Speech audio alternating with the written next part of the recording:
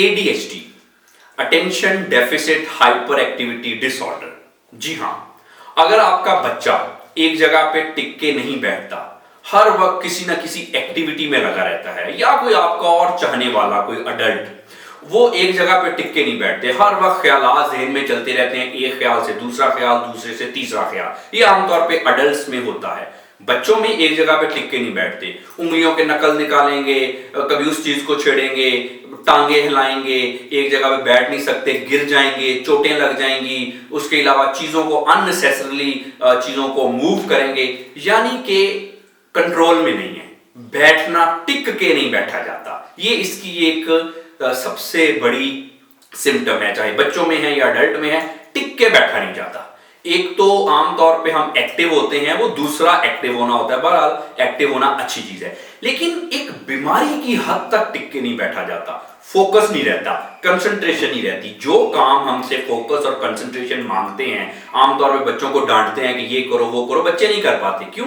क्योंकि एक्टिविटी बहुत ज्यादा है, और इतनी ज्यादा एक्टिविटी और जिस्म को मूव करना और ख्यालात का एक जगह से दूसरी जगह जंप करना, कि जो काम फोकस डिमांड करते हैं, कंसंट्रेशन डिमांड करते हैं, वो काम हमसे होते ही नहीं। विजिबली देख के लग रहा होता है कि जी इस कोई भी बच्चा है, कोई बड़ा है, इसमें बहुत ज्यादा कोई एनर्जी है, जैसे किसी में कोई चीज आ गई हो, टिक के नहीं बैठा जाता।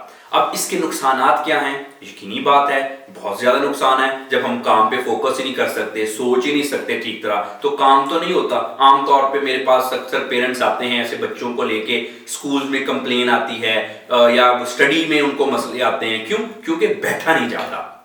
अब इसका हम कुछ ट्रीटमेंट भी करना चाहते हैं। पेरेंट्स आमतौर पे बच्चे को डांटते हैं, कभी कभी पिटाई भी कर देते हैं, लेकिन फिर भी बच्चा नहीं बैठ सकता टिक के।